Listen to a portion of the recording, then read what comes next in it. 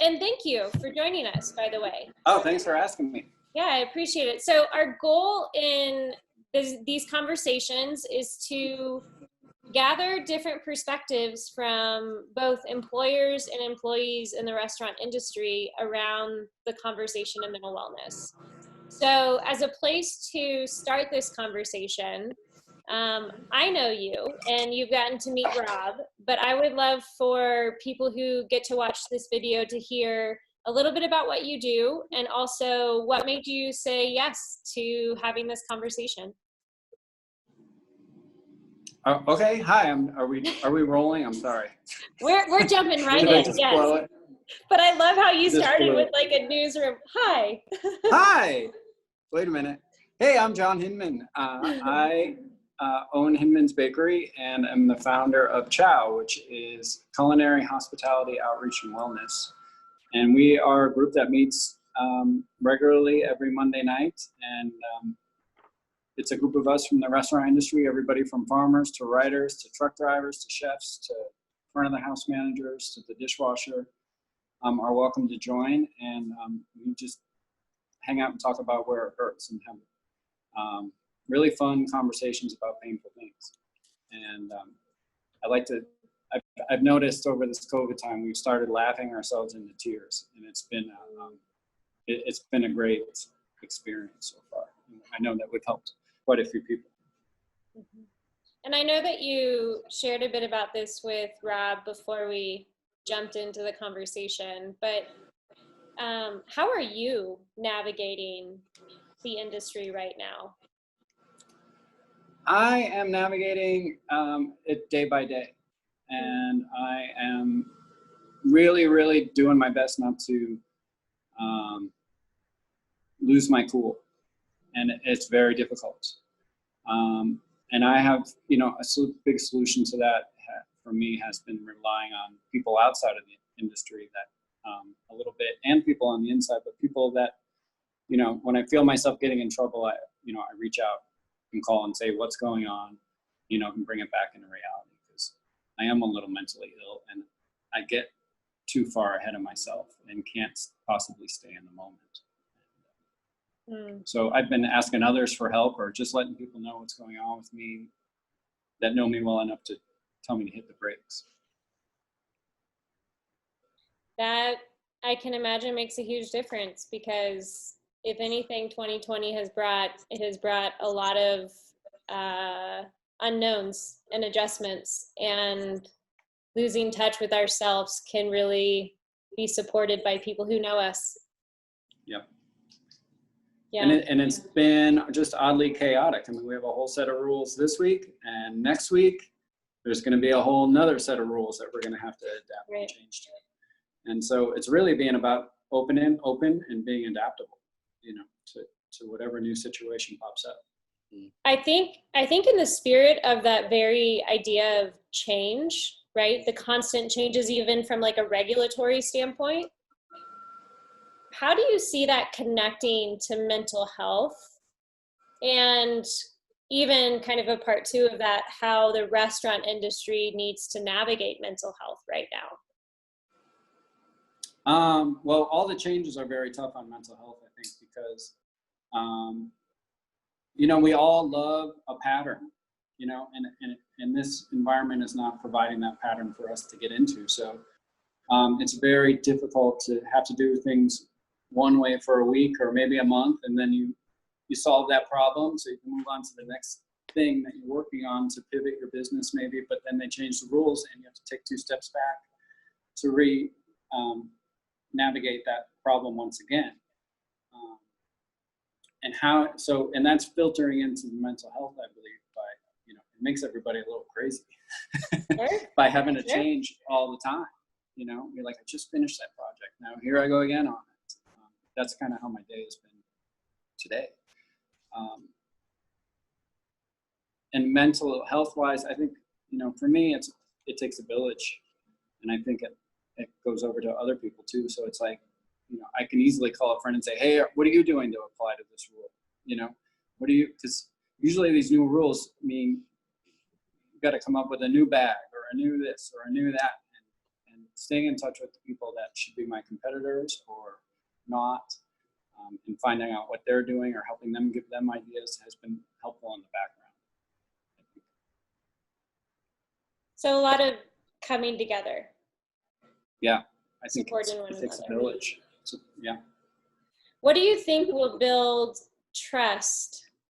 Or what do you, like, how do you think we can increase trust, particularly between employers and employees? Trust as in mental health, or, just trust in general. Rob, how would you answer that question?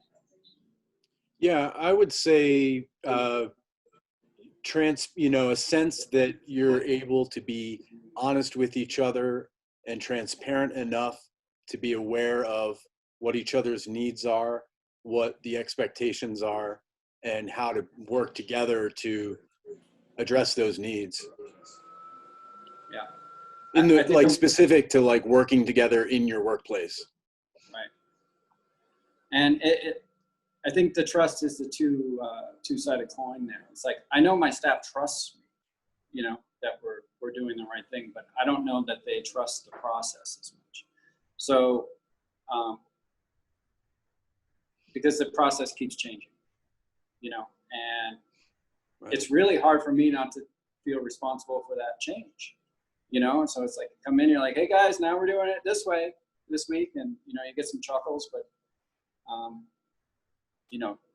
they want that pattern, and Yep. that's been impossible to Right. lay down. On the flip side of that too, everybody is having changes in their own personal life, work inside of work or outside of work, so at least they know it's coming and are willing to adapt. It's not like I'm coming in every day with a different demand in a normal world. Would you say that this time is bringing you closer together as a team? Oh yeah, especially in my case, because we just moved the bakery and I've always had my own office, and we went from 10,000 square feet to 1,500 square feet. And my office is now a little AV table at the end of the production line. So now I'm just looking over and I'm saying, why are you printing it like that? And they're like, he knows how to make pies? So it's really made us close together. We started eating lunch together, regular meetings. So I am building that trust in the background there and being very transparent about, I think that's the key, is being very transparent about where we are. Sure. Absolutely. As a company, it doesn't matter. There's no secrets right now. Everybody wants to get paid. Everybody wants to continue to have a job. So, I've been running an open book pretty much since the whole COVID. So everybody understands. Sure. Go ahead, Rob. I was just going to say, it sounds like you have a team that has recognized kind of the current situation, and you're actually positively leaning on each other to navigate the space. Yeah. Things just get a little heated in the heat of the moment, of the change. And that's the hardest little part to navigate. Yeah. I think. Yeah. So I know your love and belief in mental health from creating CHOW as a support group and place for mental wellness within the industry. But I'm curious to hear, if your employees were offered a benefit where they could access mental health therapy sessions, do you think that they would? And then I'm going to give you part 2 questions today, just for fun. And the second question to that is, what do you think are the barriers to accessing mental health support when an employee or even an employer needs it? Would my staff? I think 2 of my staff is secretly seeing people on Mondays. Okay. Somewhere. I don't know. They're always doing something at 10 o'clock on a Monday. And they're a married couple. And I just been joking, are you on a marriage therapy or whatever? And the guy always rolls his eyes and the woman smiles. So it's kind of a little inside running joke. But I think that they already are doing that. So yeah, I think they would. I think the biggest barrier with mental health and the biggest pushback I get when I go talk about CHOW to a restaurant is the comment, oh, this is great for somebody. This is great for people, but I'm not that bad. And I think on the scale of not that bad, where is that? You know, that's the question. You know, it seems like nobody's ever that bad until they're half dead or in a hospital, or, you know, they have to hit that consequence, unfortunately. So it's like, I've been trying to kind of change language around CHOW a little bit. Like, let's open this up, because CHOW came as kind of a response to the suicide portion of our restaurant business, but there's so much more. And, you know, just coming in once a week to check in, and we're working with Laura Smeedley from Smeedley Events, and she's been coming every other week and picking a topic like gratitude. We've just been talking about gratitude. You know, we're not talking about, you know, what's going on with somebody particularly. We're trying to create a new mental awareness. And I think there has to be more awareness around what mental health really is. You know, it's like, I'm exercising these things every Monday so I don't get that bad again, right? So CHOW and mental health and going to see you or something like that is like, you know, getting up and taking your vitamin C every morning. It's the same thing, you know, it's part of, and that is becoming more and more as we watch. People are meditating more. People are reaching out and starting to talk about where it hurts. And I think that a huge part of the solution is talking about it, less get on some pill that the therapist prescribes you a lot of times, you know. Just not be alone. Yeah. Yeah. Well, we've certainly seen the economic impacts and a lot of the broken aspects of the food industry due to the pandemic. And, you know, personally, you really shed some light on this idea that, yeah, we need to kind of hit a critical point in order for action typically to take place. And hopefully, you know, some of the silver linings that come out of the situation we're in, hopefully mental wellness will also be one of those things that just it really increases in our awareness. Yeah. And one of the things, stigmas around mental health too, is we say mental, and that immediately thinks my head, right? And my head is just this concrete barrier that when I walk around, I wish it would just tell me to go left, go straight, go right, time to eat, do this, right? Because my head generates so much extra stuff that, and it bites onto that, it's a problem. So if you talk to my head, I'm pretty much a concrete bunker. I don't hear you. But when people start talking to my heart, then my heart ears perk up, and then that leads up into my head and creates new thoughts.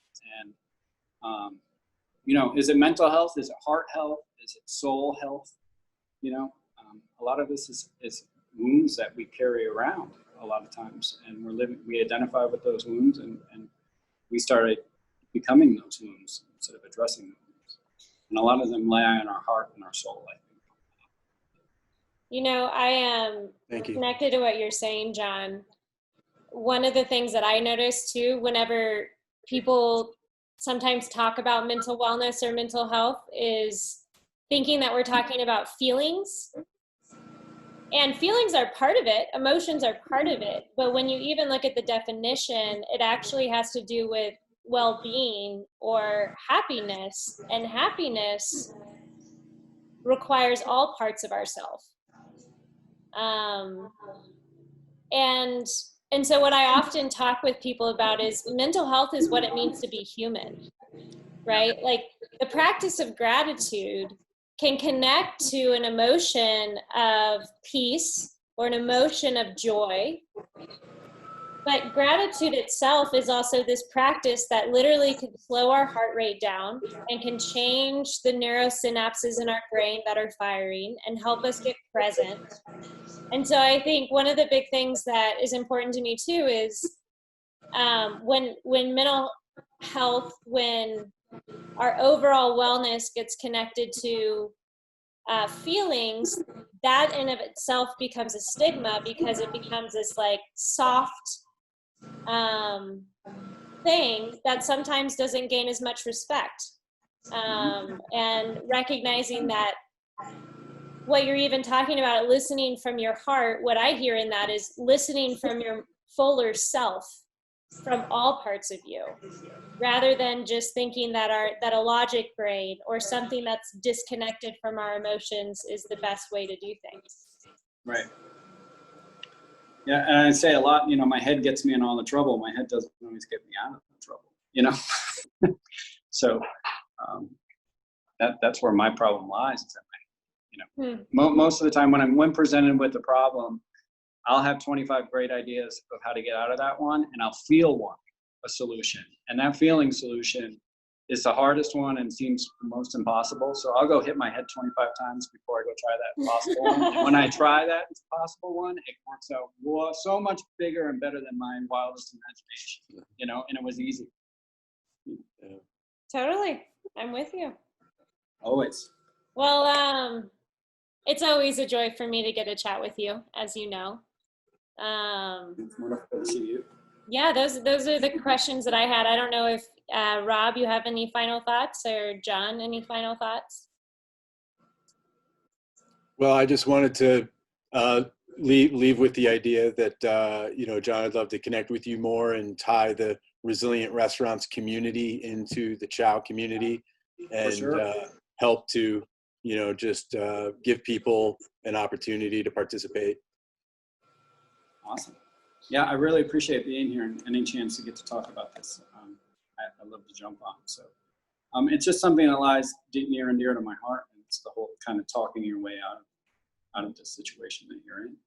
And, you know, just be honest. What do you got to lose is my message. You know, at this point, if you're really stuck and you can't get out and you've tried everything, what do you got to lose by being honest about it and telling somebody? So, you know, don't be afraid, because generally they've been through it too. Definitely. And the thing I appreciate about what you're saying is that is something for both employers and employees to hear. Yeah, we're all human, right? Right. So what if Joe Blow is your boss? He's running with the same issues too. You know, it's okay to ask for a minute if that's what it takes, to go for a walk or to stop and think.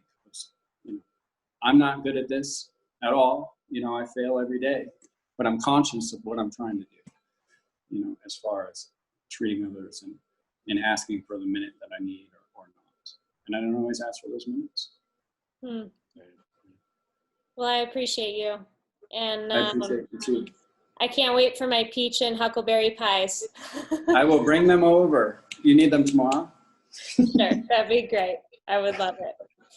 All right, well, you have a good one. I'm going to